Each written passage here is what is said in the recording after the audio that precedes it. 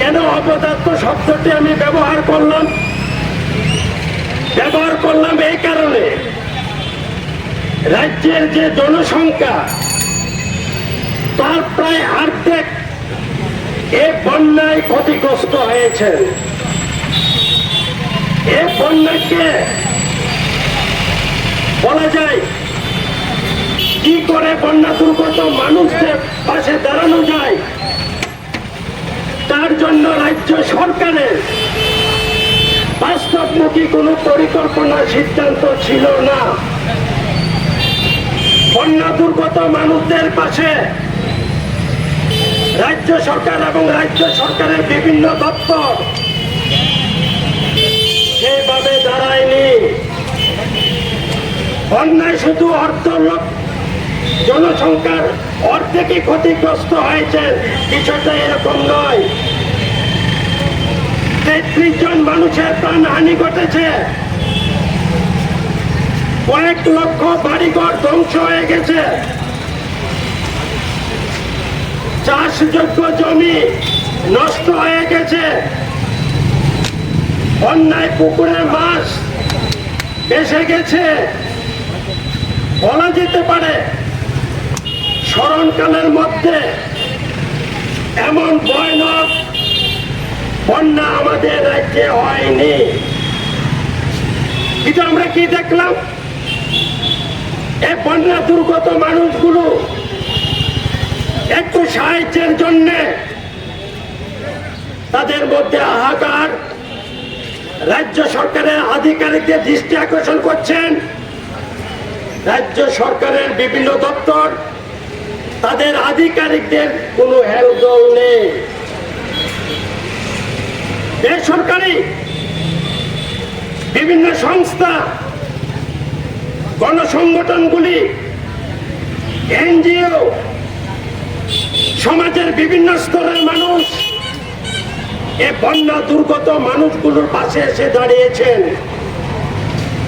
কিন্তু রাজ্য সরকারের ভূমিকা এ নিয়ে জনমানুষের প্রশ্ন তৈরি হয়েছে। তার জন্য বলেছি একটা অপদার্থ রাজ্য সরকার। 25,000 কোটি টাকার উপরে ক্ষতি হয়ে গেল, না রাজ্য সরকার না কেন্দ্রীয় সরকার এই বিষয় নিয়ে কোন সদর্থক ভূমিকা পালন করছেন।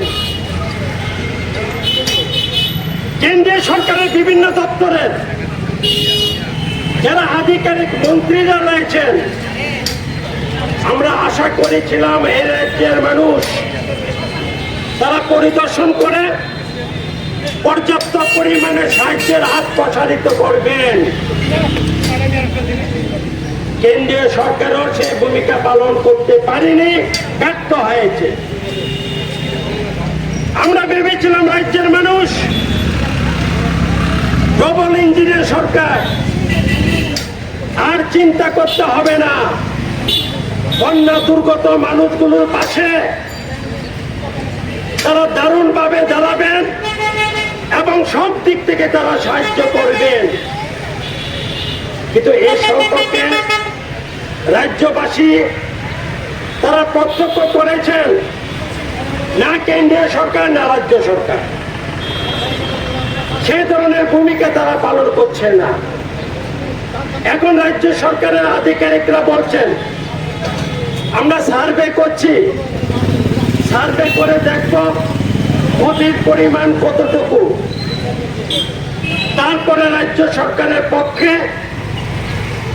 সে দায়িত্ব পালন করা হবে। এটা কেমন হলো? কতদিন হয়ে গেল, বন্যা দুর্গত মানুষগুলোর কি অবস্থা? কয়েক হাজার মাটিওয়াল ভেঙে পড়ল, কেউ কেউ খোলা আকাশের নিচে রাত্রি যাপন করছেন। বন্যা দুর্গত মানুষগুলো